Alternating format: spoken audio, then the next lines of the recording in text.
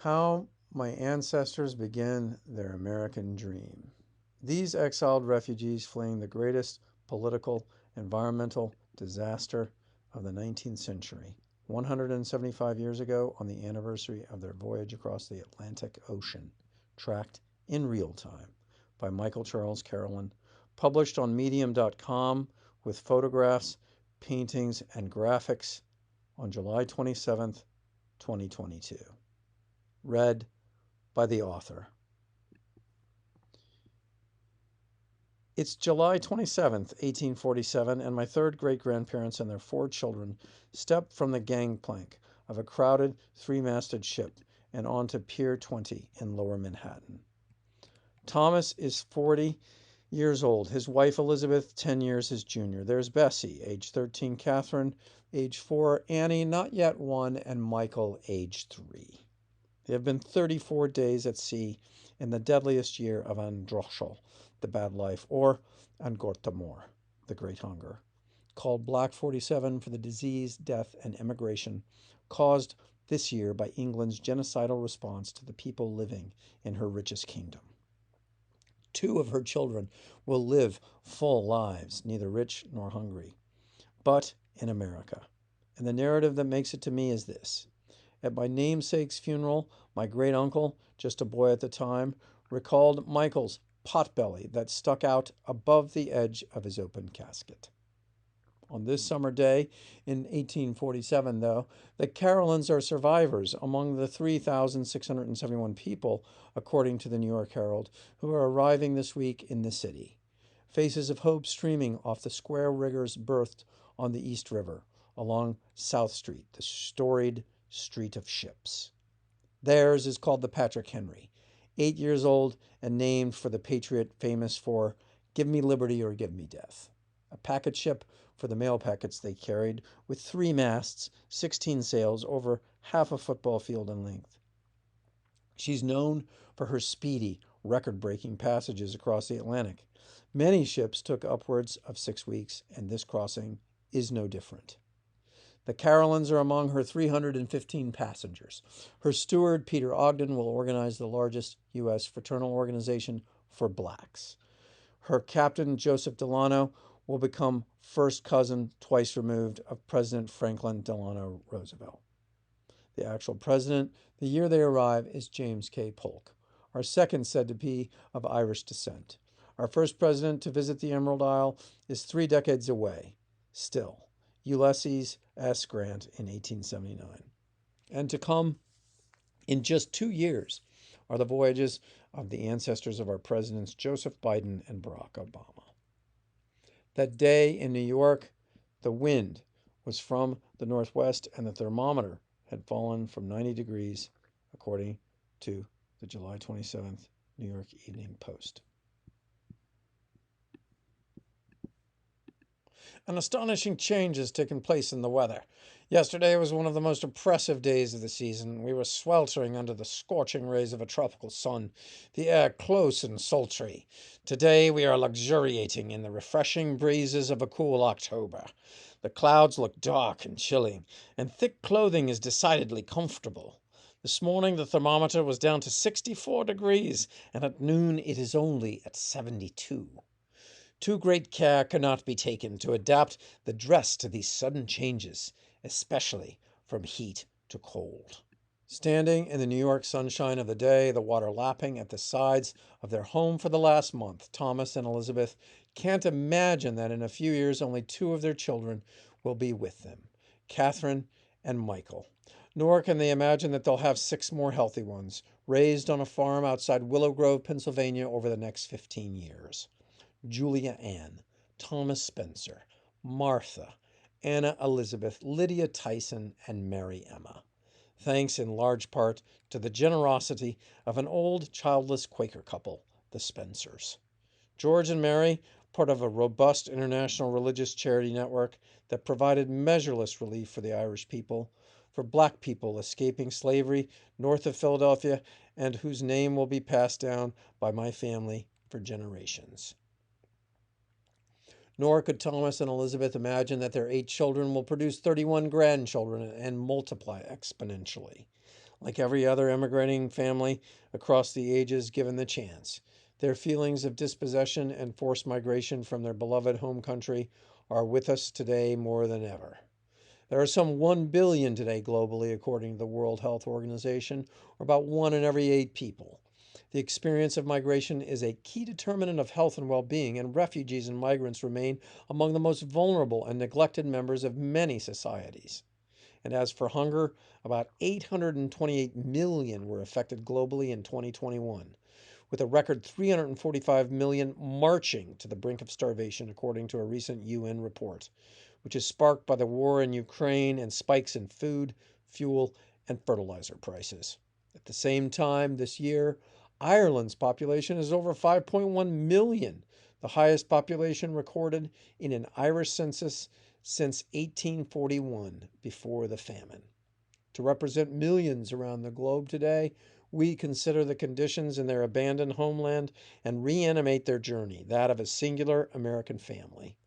From the birth of their eldest to the journey to the Liverpool to the ship's logbook for precise coordinates of their Atlantic passage, from the passenger manifest to baptism record registers to census records, from newspaper accounts to family narratives, the descendants of survivors celebrate their escape, honor the memory of victims, and assimilate into larger, reinvigorated versions of themselves.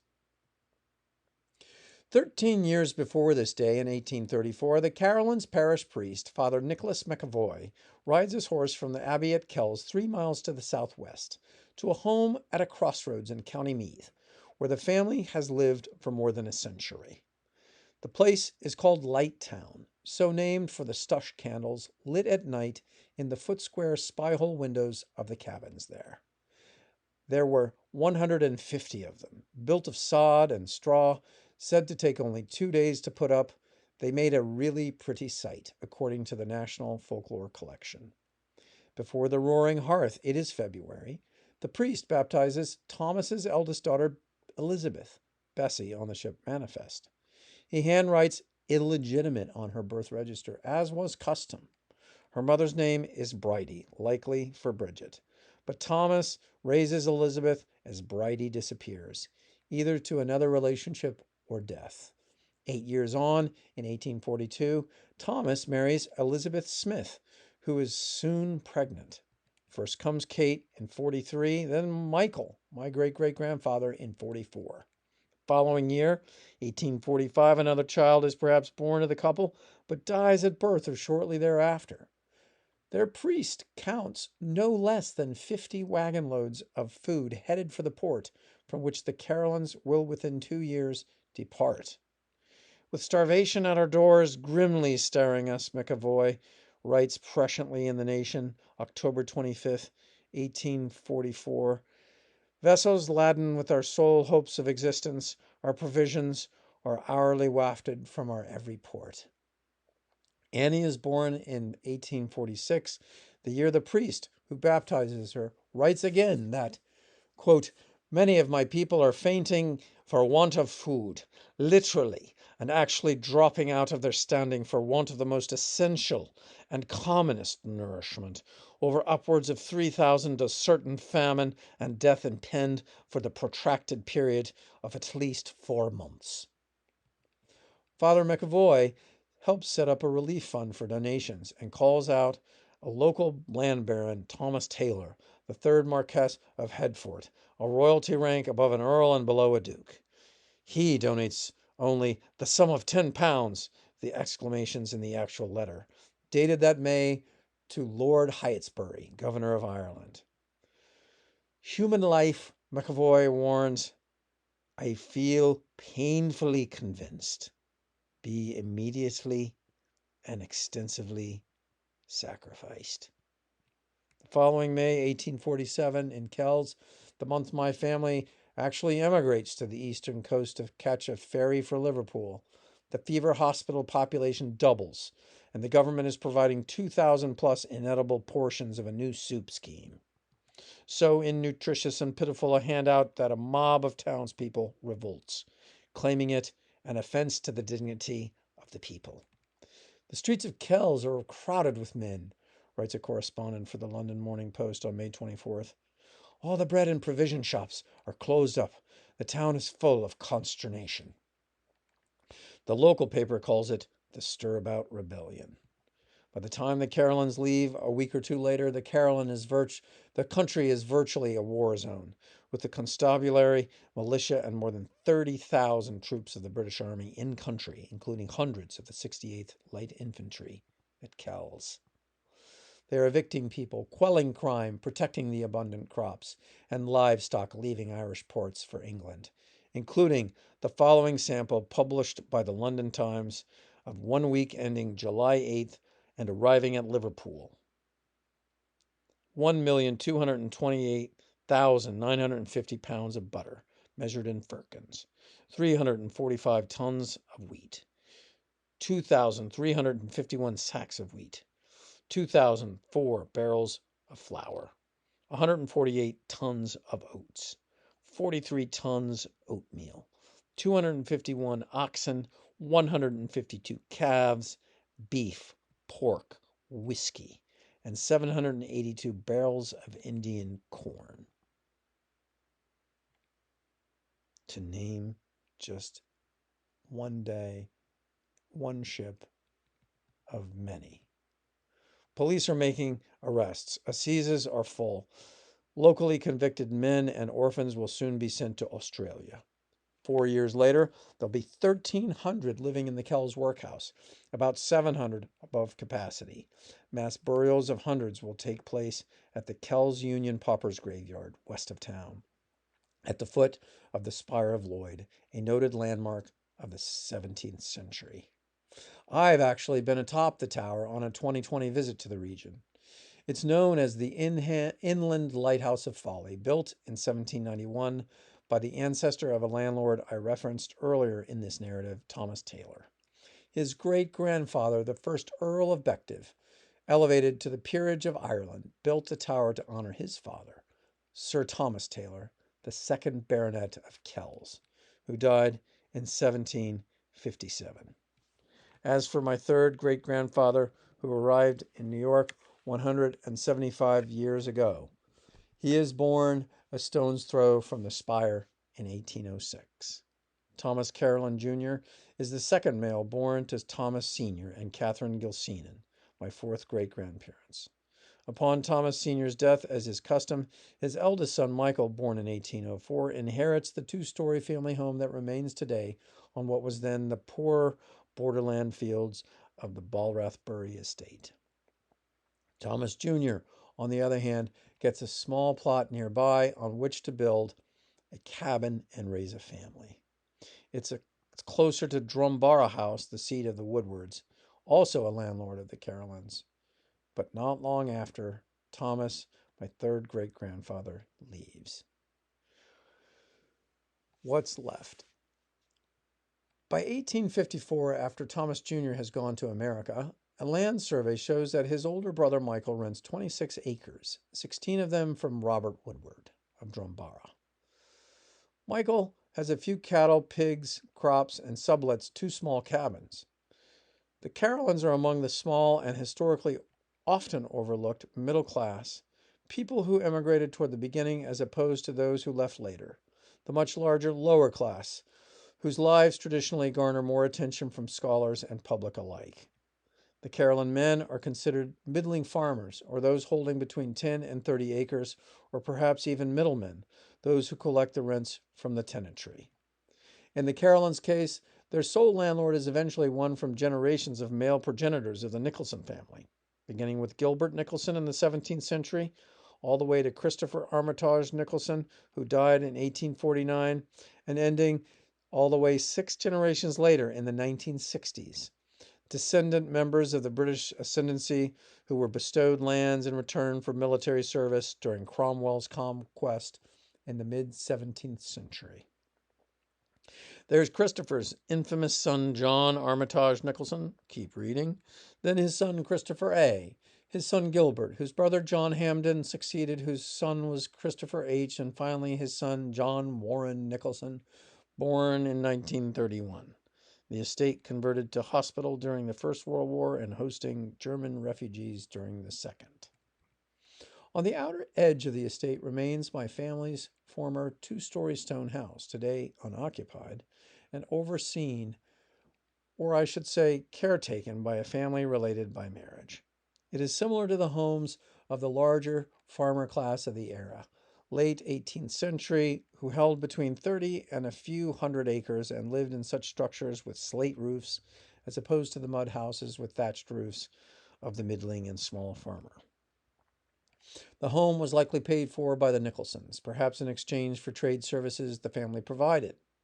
According to Leon Uris in his epic Trinity, 1976, the family trade, smithing, was known in village life as second in importance only to the priest. The blacksmith was a source of wonderment with its magic pools of fire, sparks flying in the execution of highly secret formulas passed on by the fairies. After all, Michael, Thomas Carolan's 3-year-old son on the Patrick Henry, becomes a blacksmith too, on a farm in the New World north of Philadelphia. By the time my ancestors left Lighttown, everyone is encouraging them. Church, state, landlord, family, even their hometown newspaper, the Meath Herald, on page 5 of the issue published February 20th, 1847, just a few months before they leave. We do not for a moment hesitate to encourage all who may have any idea of emigrating, especially the younger portion of them, not to lose a moment considering of the matter, but to sacrifice even their holdings to obtain the means of emigrating. Many believe the seeming environmental apocalypse is God's punishment. The winter of 47 is unusually devastating. The public works project that employed people are shuttered. The failure of the second entire potato crop is complete. Food prices are skyrocketing. In fact, as Thomas makes his mind up to emigrate that spring, calves, sheep, and rabbits are being slaughtered on the spot upon the vast estates surrounding Kells, including that of his landlord's son, John Armitage Nicholson. Nicholson wants the family's 8,000 acres put to pasture to fatten cattle, and is said to have paid for the Carolans' passage to New York, according to the National Folklore Collection. And for the next decade, Nicholson works diligently at evictions, so much so that tenants attempt to assassinate his son, Christopher. Then, on October 5th, 1869, while the elder is en route to the family seat at Balrath Bury, they take a shot at him. Suspecting an attempt upon his life, he is said to place in the front of the carriage his coachman, an Irishman, who is killed instead. The event makes international news.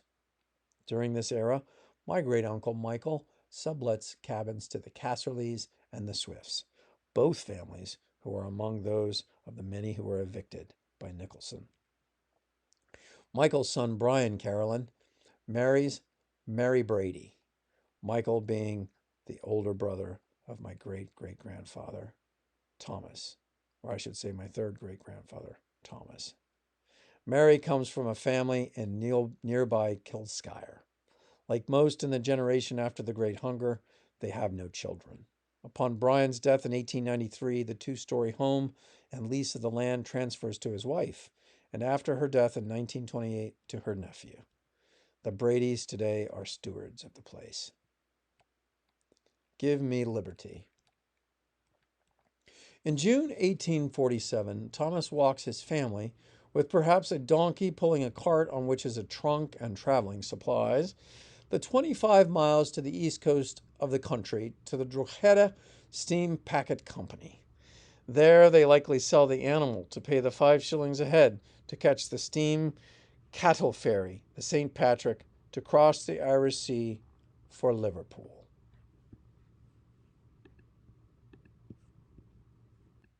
On June 23rd, according to the Liverpool Mercury, the daytime high is 63 degrees on the River Mersey at the Waterloo Dock. Showers at noon, winds from the west to northwest. The Patrick Henry is ready to sail after bringing recently from New York to Liverpool the very large quantity of 1,065 barrels of soda biscuit and 400 packages of bread or common biscuits for the Ireland relief efforts. No matter.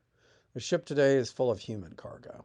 18 first-class passengers and 299 people in steerage, says her manifest.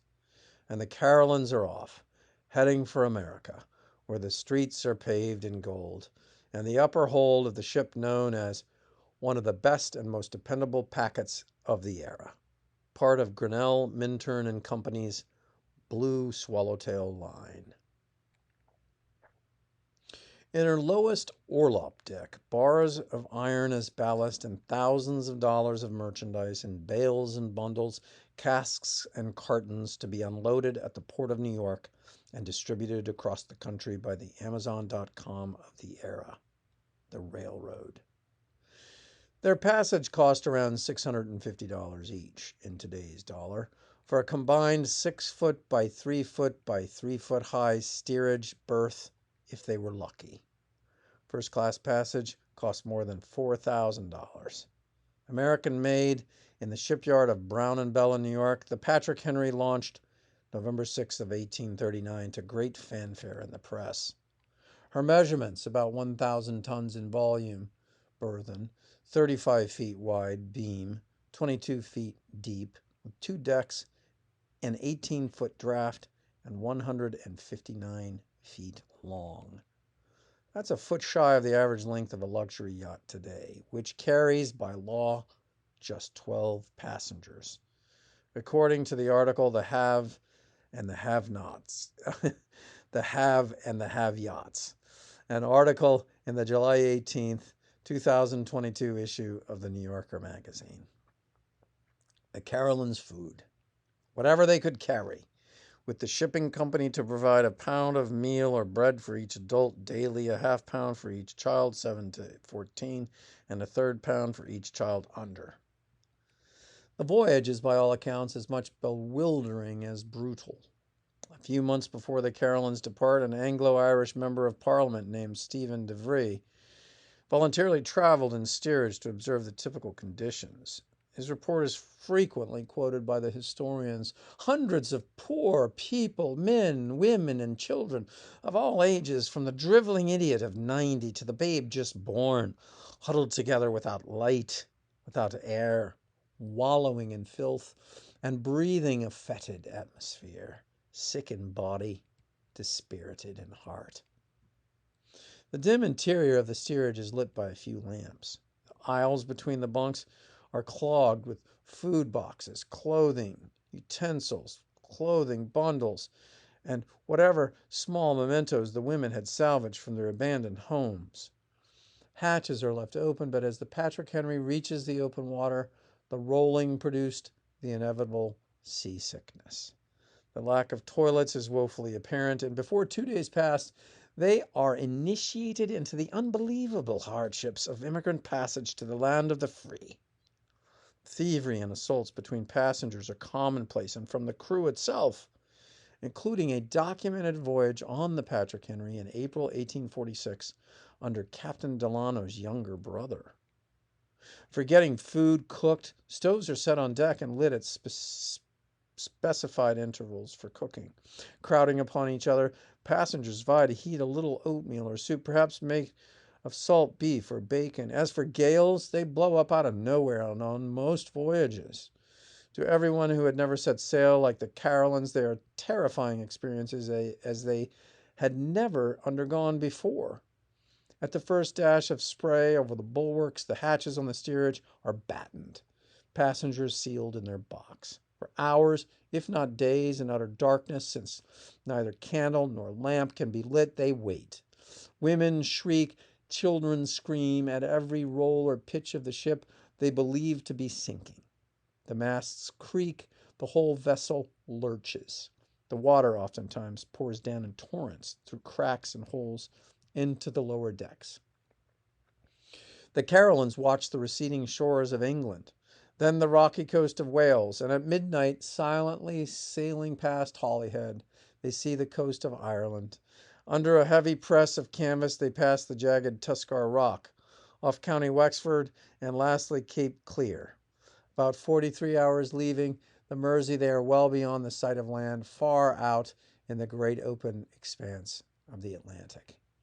After 10 days at sea, it's July 2nd, and everyone in the family is through their seasickness. Teenage Bessie is helping her stepmother with the toddlers.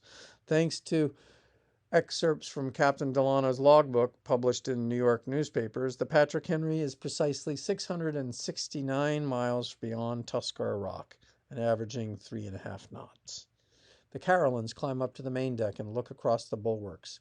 There's a smaller packet ship, the Samuel Hicks, off the bows, headed for Liverpool to pick up passengers.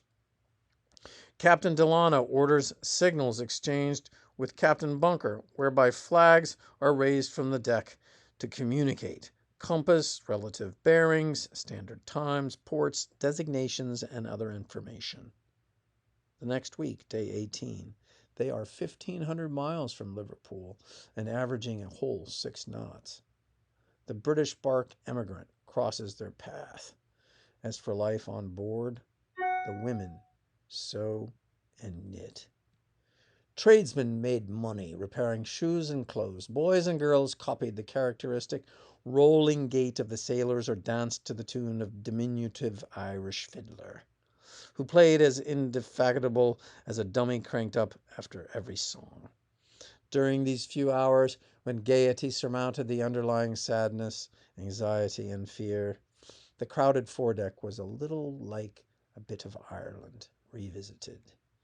Nearby, the sailors and apprentices listened to the infectious music and shouts of joy. Swabbed decks, mended sails, tarred ropes, spun yarns, and chopped broken spars into firewood.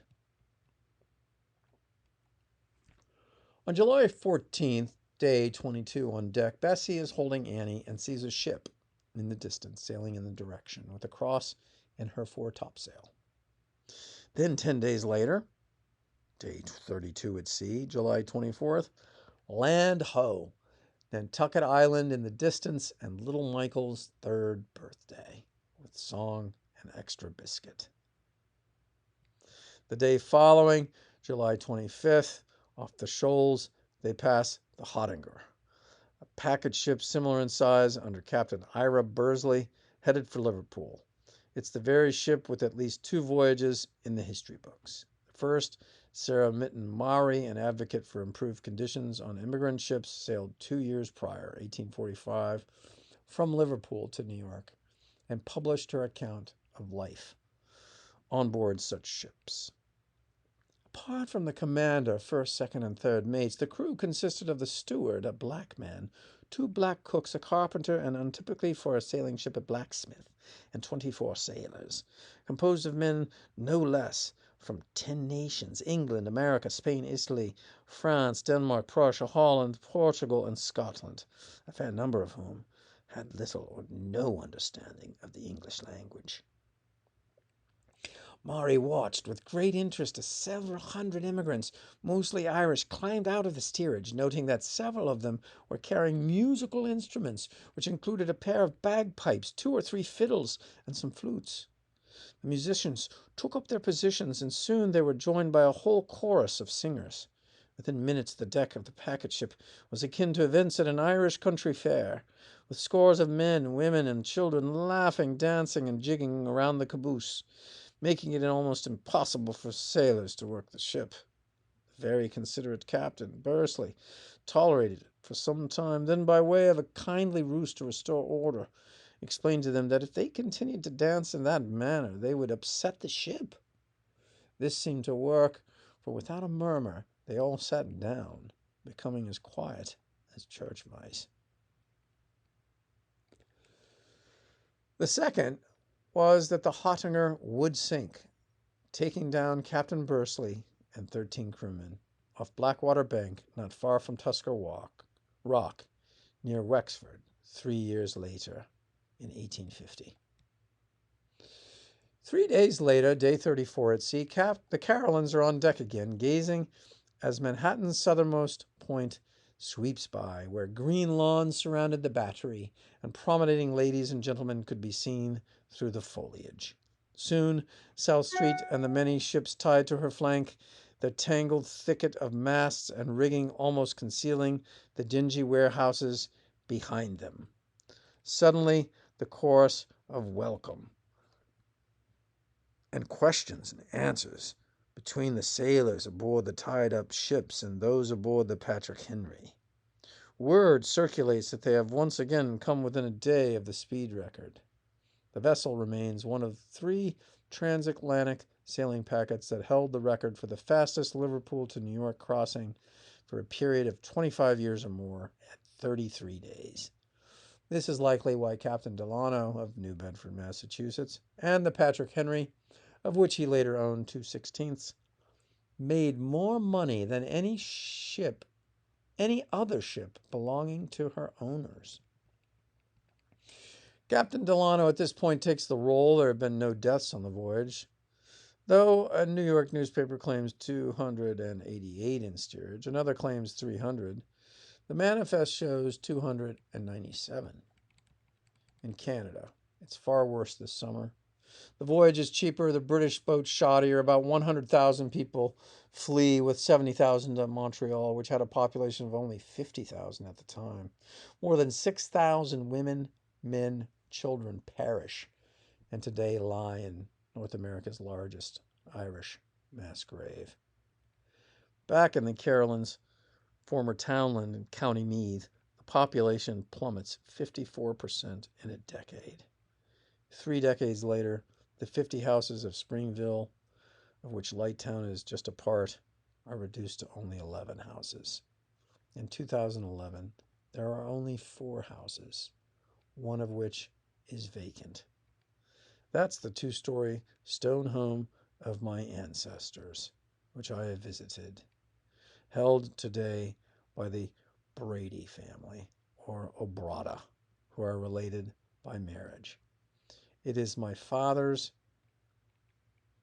great-grandfather, Michael, who was born in this home. You can see my story, Aaron's Exiles, Reconciling Generations of Secrets and Separations, for more about this journey. As for today, my daughter lives in New York City, and to celebrate the 175th anniversary, I recorded a radio essay at New England Public Radio, and I have contacted descendants of the 8 children of Thomas and Elizabeth, the family names passing through the years: Mary Emma, Spencer, Michael, Elizabeth, Thomas.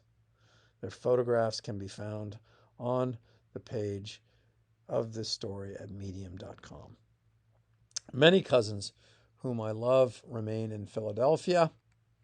That's the birthplace of my great-grandfather Matthew, the son of that 3-year-old immigrant Michael, and Matthew's son, my grandfather Walter, who married my grandmother Verna May Rose, also a granddaughter of an immigrant from, you guessed it, England.